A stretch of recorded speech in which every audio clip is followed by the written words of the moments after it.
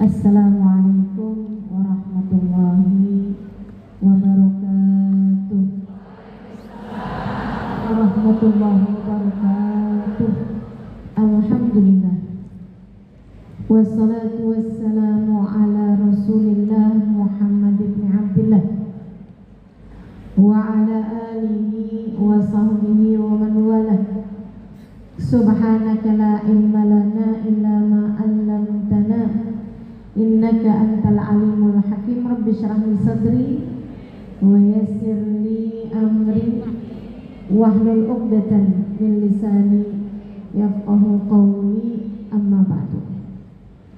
Alhamdulillah, sama-sama kita hormati, kita muliakan, kita sayangi keluarga besar dari almarhum Haji Abdullah bin Haji Abdul Aziz, terutamanya Bu Fitri serta seluruh keluarganya. Kita doakan semoga senantiasa dalam rahmat ridha Allah SWT.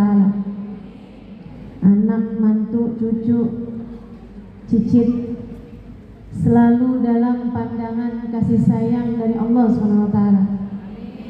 Panjangkan umurnya, disehatkan badannya, dimudahkan urusannya, dikabulkan hajatnya, semakin dicinta Allah SWT dan Rasulnya. Juga tempat yang kita sedang berada ini di Puri, kita doakan semoga senantiasa diturunkan hujan rahmat Allah SWT, insyaallah, diberi keberkahan dari Allah SWT. Segenap hubabah, segenap ustazah, bil khusus Al-Mukarramah Hubabah Ustazah Lulu Al-Habsyi, Ustazah Umi Maimun Al-Haddad, Ustazah Hasnah Al-Munawwar, Ustazah Firdaus Hanim yang tadi telah menyampaikan sambutan, Ustazah Alwiyah, Ustazah Nur, para ustazah-ustazah yang lain yang hadir di majelis kita ini, segenap syarifah, segenap pimpinan pondok pesantren, pimpinan majelis ta'lim yang mudah-mudahan semuanya dirahmati dan dicintai Allah, semuanya selalu berada dalam keberkahan. Dan tentu saja semua yang hadir di majelis ini, baik ibu-ibu, kakak-kakak, adik-adik, anak-anak, yang semoga semuanya dirahmati dan dicintai Allah, disayangi dan disyafaati Nabi besar Muhammad sallallahu alaihi wasallam. Tema kita pada hari ini, alangkah indahnya dirimu wahai baginda Rasulullah Muhammad sallallahu alaihi wasallam. Kana sallallahu alaihi wasallam ahsanan nasi khalqan wa khuluqan. Katanya sahibul Maulid Ad-Dibai, Nabi Muhammad sallallahu alaihi wasallam adalah manusia yang sempurna, khalqan, penciptaannya, fisiknya, rupanya, tampilannya, zahirnya, wa khuluqan ataupun akhlaknya. Kalau kamu bicara tentang wajah, maka wajah paling indah adalah wajahnya Nabi besar Muhammad. Kalau kamu bicara tentang kulit, maka kulit paling indah adalah kulitnya Nabi besar Muhammad. Kamu bicara tentang tubuh, tubuh paling indah adalah tubuhnya baginda kita Nabi besar Muhammad. Bicara tentang rambut, rambut paling cakep rambutnya Nabi besar Muhammad. Sampai dengan ketika beliau wafat, kabarnya hanya ada 21 uban yang ada di rambutnya Nabi Muhammad sallallahu alaihi wasallam. Bainal jummati wal wafrah. Rambut Nabi itu enggak lurus, enggak keriting, ikal, sangat hitam. Sallallahu alaihi. Alis beliau kan rambut juga ya, itu seperti bulan sabit. Alfiyul anfi, mimiyul fami, nuniyul hajib. Hidungnya seperti huruf alif, kecil mancung. Enggak kayak hidung saya, lebih mirip huruf ta. Udah saya perhatiin di kaca.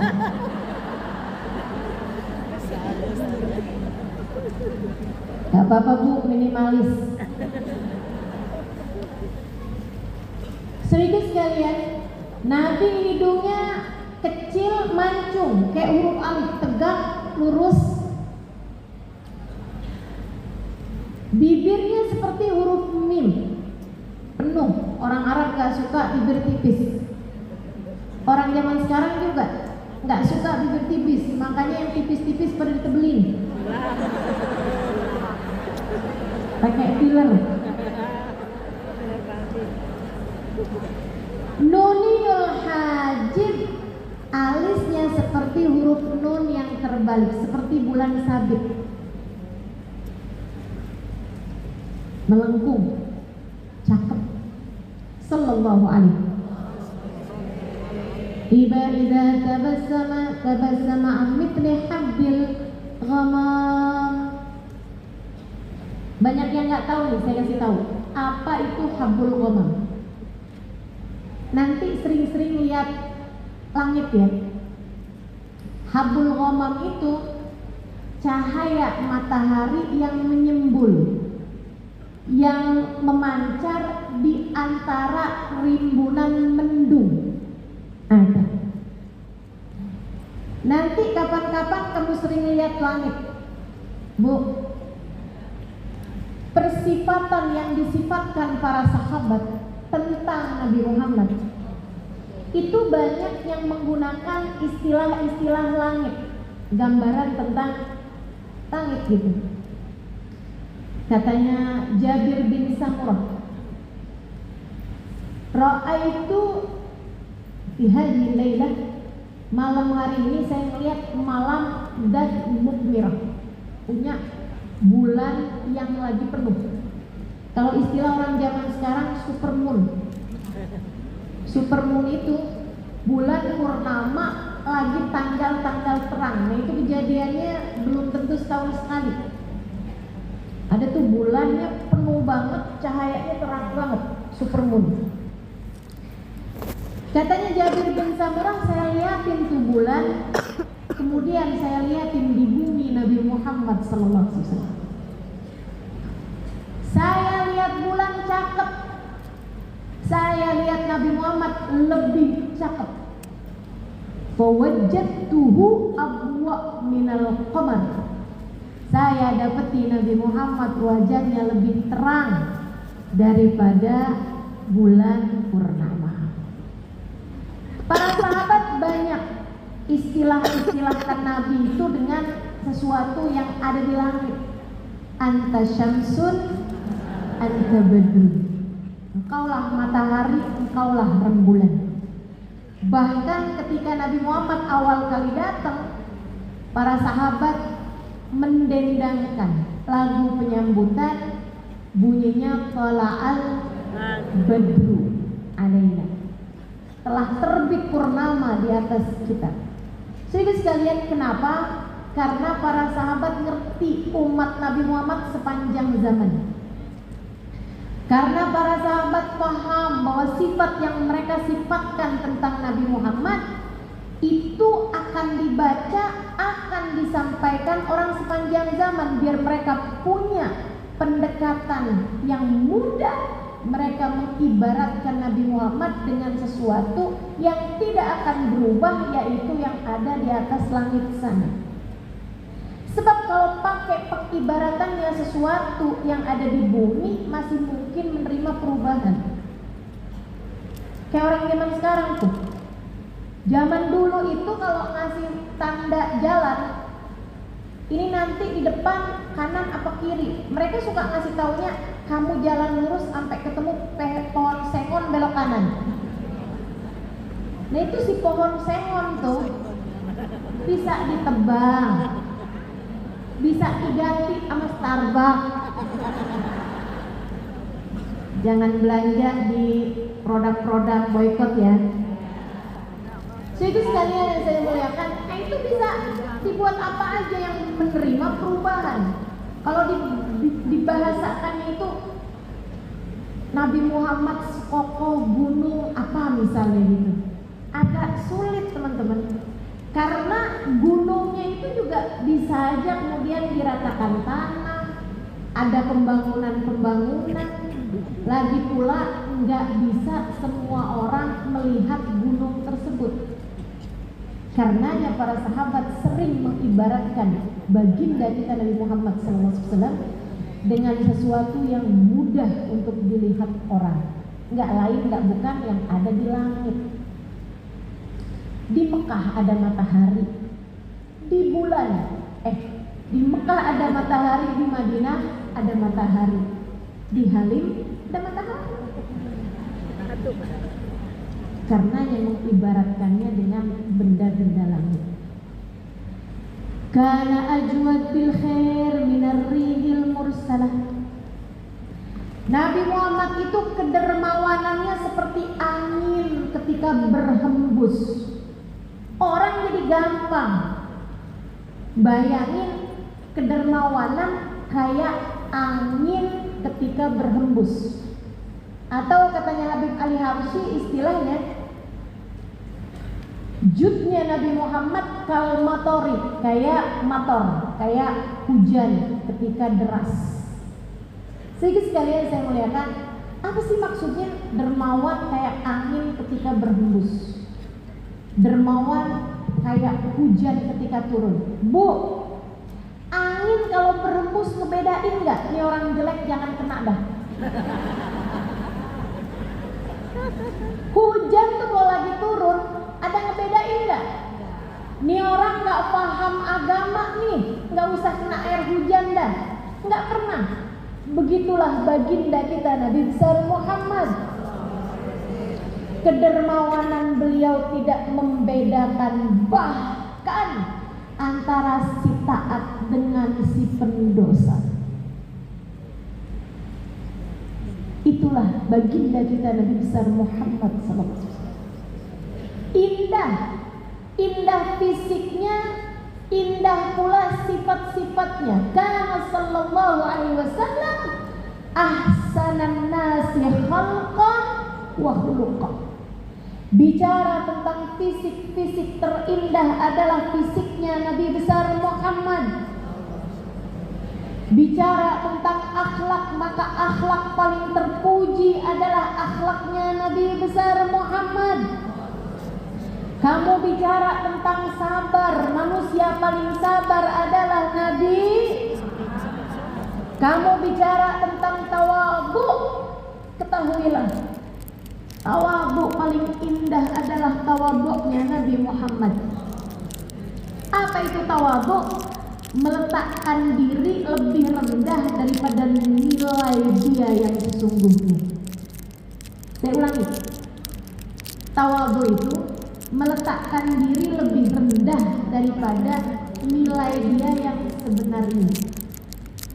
Memahami hal ini, salah satu dari guru saya Syekh Umar Al-Khatib, saya pernah mendengar beliau mengatakan at-tawadhu minan nabi fahuwa tawadhu. Tawadhu tuh Nabi Muhammad itu baru tawadhu. Tawadhu tuh para wali baru tawadhu. Nilai mereka tinggi tapi mereka merendahkan dirinya. Amma minnana, ini kalau dari kita nih tawadhunya kita belum tentu nilai kita tuh di situ, bisa jadi lebih rendah daripada itu. Makanya kalau tawadhu dari kita kata beliau, namanya bukan tawadhu dari saya nih, bukan tawadhu dari kamu juga kayaknya. Itu bukan tawadhu teman-teman sedikit sekalian. Namanya ma'rifat qadrin nafs, tahu diri. Sebab tawadhu meletakkan diri lebih rendah daripada posisi yang sesungguhnya.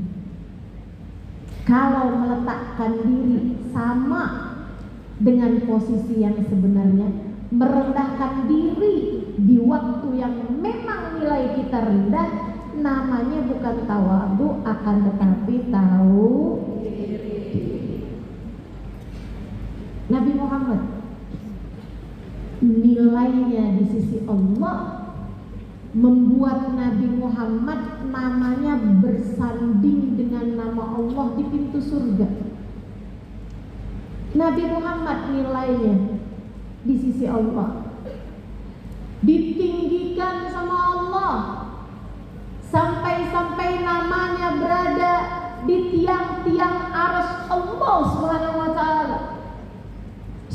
surga terhalang sebelum masuknya baginda Nabi besar Muhammad.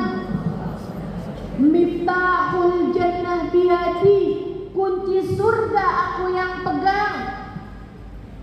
Nabi Muhammad sallallahu alaihi wa ala alihi wasallam, ana sayyid walad Adam, kata beliau, saya pemimpin seluruh umat manusia. Adam wa man dunahu tahta liwa'i yaumal qiyamah. Nabi Adam dan nabi-nabi yang sesudahnya hanya akan berada di belakang benderaku di hari akhirat nanti. Akan tetapi ketika datang seorang perempuan budak menyuguhkan makanan kepada Nabi Muhammad, dia gemeteran tangannya, gemeteran karena tahu siapa yang akan beliau suguhkan. Perempuan tersebut pegang nampan sampai kedengeran suara nampannya dari gemeternya. Nabi Muhammad tersenyum kepada budak perempuan tersebut, kemudian berkata, haunan alik, haunan alik, innama ana yatimu Abi Thalib ya'kulul qadim. Yang tenang bu, yang tenang, gak apa-apa. Saya bukan siapa-siapa. Saya hanyalah anak yatimnya Pak Abu Thalib. Saya hanyalah seseorang yang biasa makan daging kering. Saya hanyalah, kalau istilah kita, saya cuma orang yang biasa makan ikan asin bu, tenang aja. Sallu ala Nabi. Padahal dia adalah seseorang yang pegang kunci surga. Kamu seberapa mampu tawadhu? Rajanya tawadhu adalah Nabi besar Muhammad. Kalau kamu bicara tentang sabar, sabar itu sifatnya Nabi Muhammad. Masuk Sayyidina Umar bin Khattab ke rumah Nabi Muhammad SAW. Dia mendapati Nabi Muhammad sedang berbaring di lantai dalam keadaan meringkuk. Sayyidina Umar, mohon maaf tadi saya sebut Sayyidina Abu Bakar, Sayyidina Umar. Sayyidina Umar, betul ya? Sayyidina Umar segera membungkuk. Kemudian beliau bertanya kepada baginda Nabi besar Muhammad sallallahu alaihi wasallam, "Amaribun anta ya Rasulullah?" Apakah engkau dalam keadaan sakit wahai Rasul, hingga tertidur dalam keadaan meringkuk? Beliau tersenyum kepada Sayyidina Umar, kemudian mengatakan, la ya Umar, innama ana jau'an. Tidak wahai Umar, saya hanya sedang sangat lapar. Sudah 3 hari 3 malam perutku tidak masuk makanan apa-apa.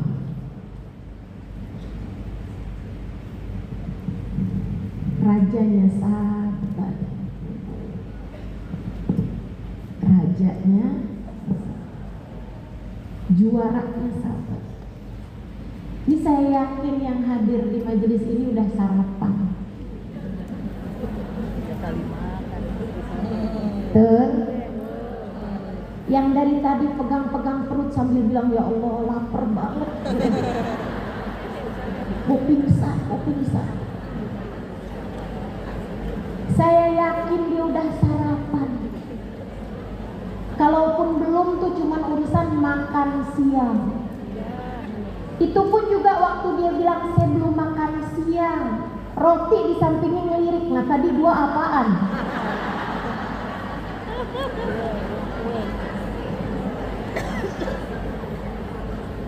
Oh, belum kena nasi, bilangnya belum makan.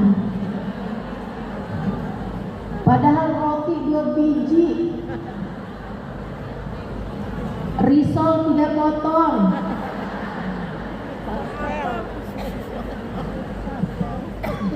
Masya Allah.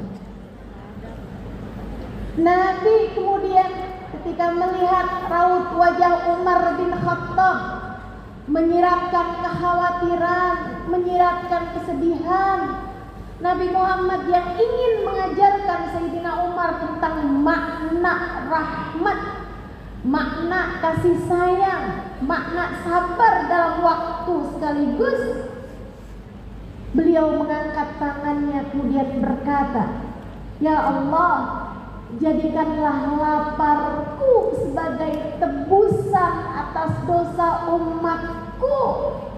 Ampunilah segala dosa-dosa mereka ya Allah." Juara kesabaran sekaligus juara kasih sayang. Sallu ala Nabi. Makanya tadi tuh Ustazah Muntaha bawain qasidah di depannya tuh. Nah ibu kalau dengerin qasidah tuh jangan cuma seneng goyang-goyang kepala gitu aja. Coba dicari tahu artinya, itu cakep banget. Wa ajmalu minka lam taraqattu ainu. Yang lebih cakep darimu wahai Nabi tak akan pernah dilihat mata manusia. Wa ahsanu minka, yang tadi disebut Ustazah Muntaha, wa akmal minka lam talbin nisa'u. Yang lebih baik darimu, yang lebih sempurna darimu tak akan pernah dilahirkan seorang wanita. Khuliqta mubarra'an min kulli aibin. Engkau wahai Rasul terlahir tanpa memiliki kekurangan. Engkau lahir tanpa celah, engkau lahir tanpa aib. Ka'annaka qad khuliqta kama tasya'u. Seolah-olah engkau dilahir sesuai dengan pesananmu. Ibu kalau mau beli apaan pakai pesan kan? Kalau kita nih Bu diminta sebelum lahir boleh pesan, kagak bakalan begini dah lahirnya. Kalau ada orang sebelum lahir tuh pakai ditanya, kamu pesennya apa? Pengen jadi manusia kayak gimana? Yang akan lahir adalah baginda Nabi besar Muhammad. Ka'annaka qad khuliqta kama tasya'u. Seolah engkau tercipta sesuai dengan apa yang engkau pinta. Bait-bait syair ini ditulis oleh Sayyidina Hasan ibn Thabit alaihi ridwanullah, seorang sahabat Nabi besar Muhammad, sekaligus ahli syair paling terkemuka pada zamannya. Bu, orang Arab itu mendewakan syair. Jadi yang paling sukses pada masa tersebut, yang paling kaya pada masa tersebut, orang-orang yang bisa bikin syair. Dibayar mahal. Dibayar mahal. Salah satu diantaranya adalah Hasan bin Thabit. Di zaman tabi'in ada namanya Farazdaq. Di zaman tersebut, ibu-ibu sekalian, orang tuh kalau mau ngelamar orang, zaman kita nih kan, kalau mau ngelamar orang kan suka dilihat dia bawa apa, suka dilihat kewibawaannya. Wih, bawa Alphard.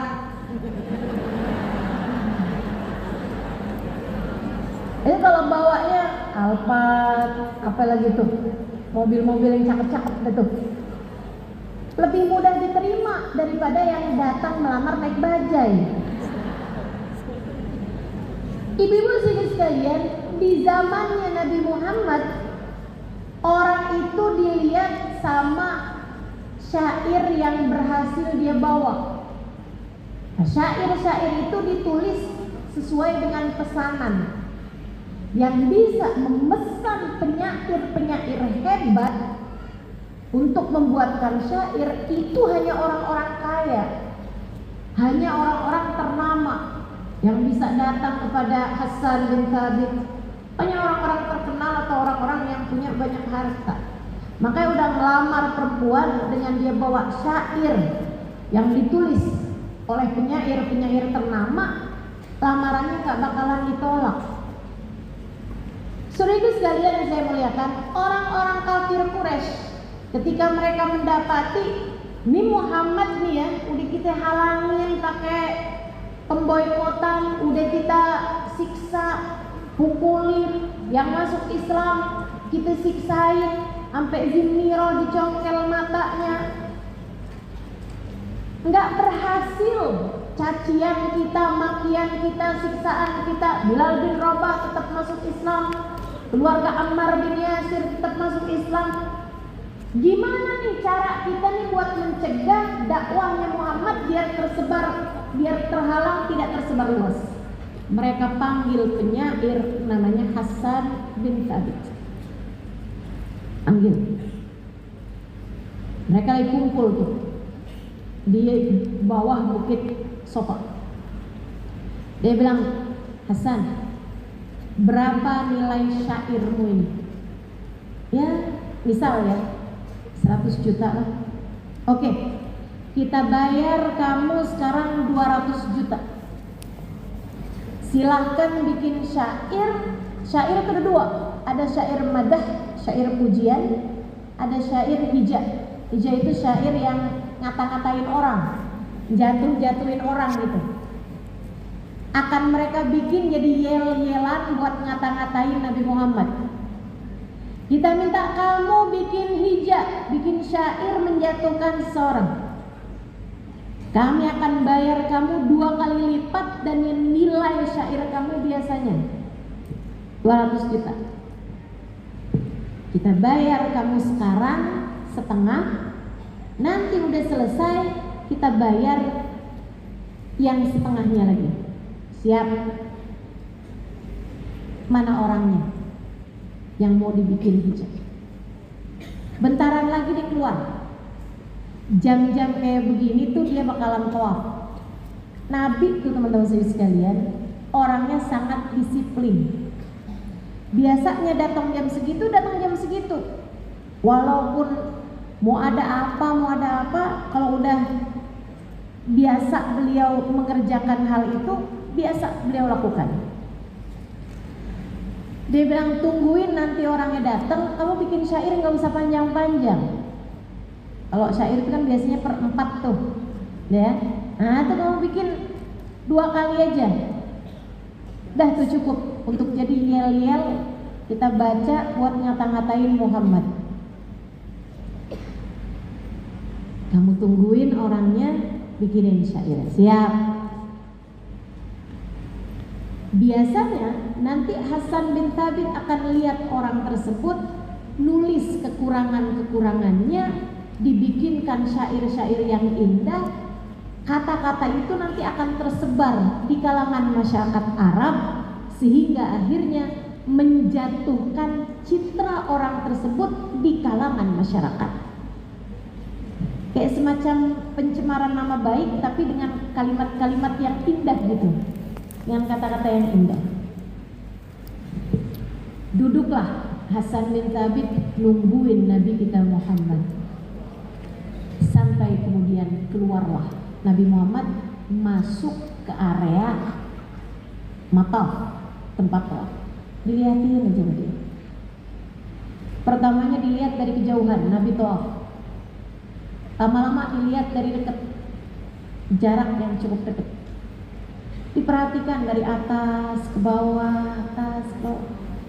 Dilihat dari depan, ntar lagi dari belakang, ntar lagi di samping kanan, ntar lagi di samping kiri.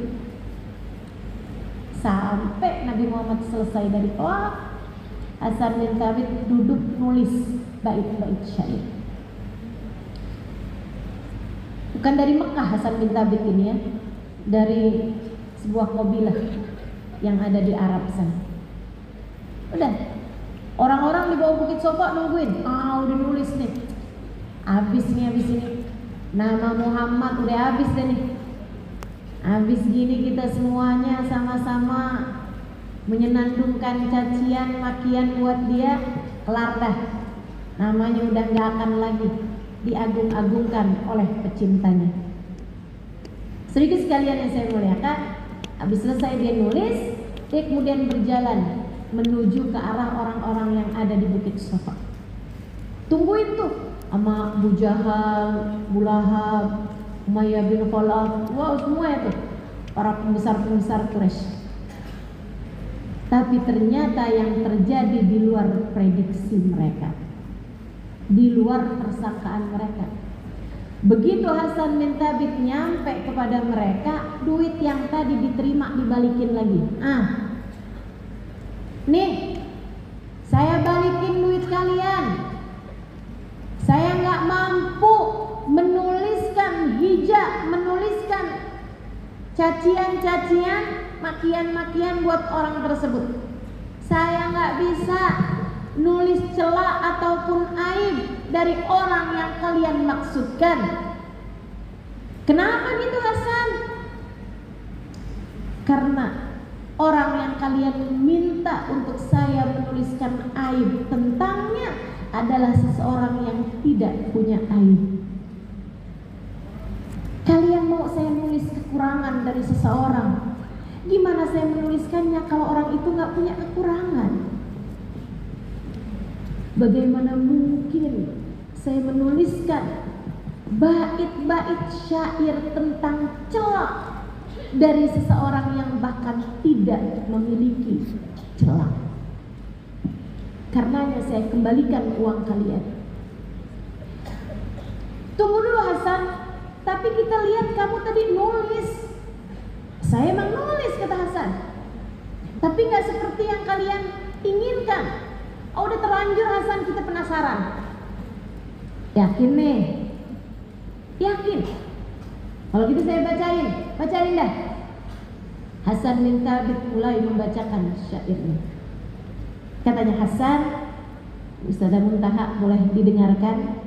Nanti kapan-kapan di maulid yang akan datang silahkan dibacakan. Atau Ustazah Alwiyah juga. Katanya Hasan bin Thabit, lamma ra'aitu anwaruhu sata'at wada'tu min khifati kaffi ala basari khawfan ala basari min husni surati falastu anzuruhu illa ala qadri ruhun minan nur fi jismin minal qamari kahulyatin nusijat minal anjumiz zuhri. Hafal Ustazah? Lama ra'aitu anwaruhu sata'at, ketika aku lihat cahaya itu datang. Wada'tu min khifati kaffi ala basari, segera aku letakkan tanganku di kedua mataku. Segera aku tutup mataku dengan tanganku. Khaufan ala basari min husni surati, aku takut kilau cahayanya membutakan mataku. Falastu anzuruhu illa ala qadri, padahal aku hanya melihatnya sekemampuanku. Ruhun minan nur, ia bukan manusia. Ruhnya terdiri dari cahaya. Ruhun minan nur, rohnya terdiri dari cahaya. Fi jismin minal qamari, berbalut tubuh dari purnama. Kahulyatin nusijat minal anjumiz zuhri, memandangnya seperti memandang untayan kalung yang setiap butirnya terdiri dari bintang paling terang di angkasa.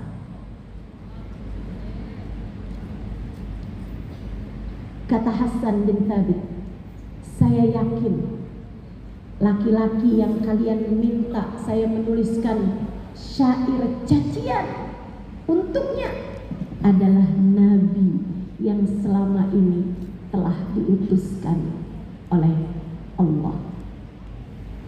Dia kemudian meninggalkan orang-orang tersebut menuju kepada rumah Nabi Muhammad, menyatakan diri masuk ke dalam agama Islam.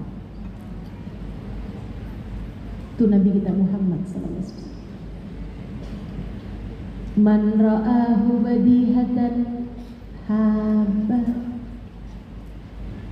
Orang kalau lihat Nabi Muhammad, dia akan terpesona. Memandang wajah Nabi Muhammad tanpa ada kebencian, tanpa ada hasud, seseorang pastilah akan terpesona. Dan kita sedih karena kita nggak bisa pandang wajah indah itu. Kita sedih karena kita nggak bisa tahu kayak apa indahnya Nabi besar Muhammad Sallallahu Alaihi Wasallam. Akan tetapi ada yang menghibur untuk kita. Beberapa hadisnya Nabi besar Muhammad Sallallahu Alaihi Wasallam. Kata Nabi satu waktu kepada para sahabatnya, man a'jabani imanan. Kata Nabi, ada orang-orang yang membuat kagum aku keimanannya. Siapakah menurut kalian? Para malaikat pasti Rasul? Kata Nabi, enggaklah. Haula'il muqarrabun. Mereka adalah orang-orang yang memang dekat dengan Allah. Mereka adalah makhluk yang memang dekat dengan Allah Subhanahu wa taala. Aku tidak kagum dengan keimanan mereka. Man a'jabani imanan. Oh, kalau gitu para rasul ya? Tidak, haula'il mursalun. Mereka adalah para utusan-utusan Allah. Beriman ya udah pasti utusan Allah, Pak. Kalau gitu kami, wahai Rasulullah, para sahabat-sahabatnya. Kata Nabi Muhammad, antum ashabi faqad ra'aitumuni wa ra'aitum mu'jizati. Kalian adalah para sahabat-sahabatku. Kalian berjumpa memandang aku. Kalian melihat mukjizat-mukjizatku. Tidak heran jika kalian beriman padaku. Kalian melihat ketika bulan terbelah di atas kalian. Kalian lihat ketika tanganku memancarkan air. Kalian lihat ketika pohon datang. Di saat pohon tersebut aku panggil, kalian melihat mukjizat-mukjizatku. Tidak heran jika kalian beriman padaku. Lantas siapa mereka, wahai Rasulullah? Haula. Mereka yang mengagumkan aku, keimanannya adalah orang-orang ja'u min ba'dikum, datang setelah kalian, tidak pernah memandang wajahku. Tidak pernah memandang wajahku, tidak pernah melihat mukjizat-mukjizatku, akan tetapi hati mereka beriman kepadaku. Bukankah kita inilah orang ini? Tidak pernah memandang wajah Nabi Muhammad, tidak pernah melihat mukjizat-mukjizat Nabi Muhammad, akan tetapi beriman kepada Nabi Muhammad. Bahkan saudara sekalian, ini ada hadis menghibur buat saya, dan saya yakin menghibur juga buat semuanya.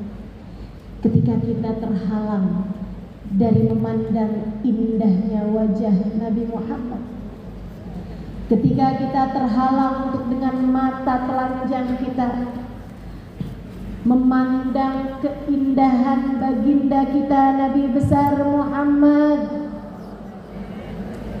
Nabi Muhammad satu waktu berkata, kepada para sahabat-sahabatnya, oh syauqan ala ahbabi, duh kangennya saya sama pecinta-pecinta saya.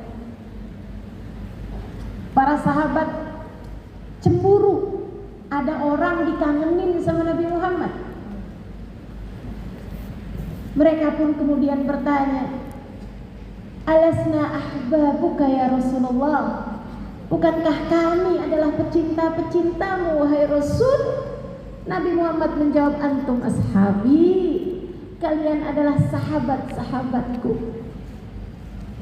Jika begitu siapa mereka wahai Rasul? Apakah mereka adalah para malaikat-malaikat Allah? Bukan, kata Nabi Muhammad. Apakah mereka adalah para rasul-rasul yang telah diutus sebelummu wahai Rasul? Bukan, kata Nabi Muhammad. Lantas siapa mereka wahai Rasul? Haula ummati, pecintaku adalah pecintaku di level yang tertinggi, pecintaku dengan kadar cinta yang sesungguhnya. Haula ummati, umat saya. Ja'u min ba'dikum, datang sesudah kalian nanti 100, 200, 300 tahun, 1000, 1100, 1200, 1300 tahun, 1400 tahun di masa kita sekarang berada. Haula ummati, mereka adalah umatku. Ja'u min ba'dikum, datang sesudah kalian. Lam ra'auni, tidak pernah memandang wajahku, walakin darafat a'yunuhum, akan tetapi mengalir air mata rindu dari kedua mata mereka, membanjiri wajah-wajah mereka setiap kali namaku disebut di hadapan mereka. Kamukah orangnya itu? Kitakah orangnya itu? Tidak pernah memandang wajahku, kata Nabi. Tidak pernah melihat mukjizat-mukjizatku. Akan tetapi mengalir air mata rindu di wajah mereka setiap kali namaku disebut di hadapan mereka. Nabi kemudian menjanjikan sesuatu untuknya, untuk sesiapapun yang hatinya dipenuhi dengan gemuruh rindu. Aku akan menantikan mereka di depan telagaku. Aku akan menantikan mereka di depan telaga.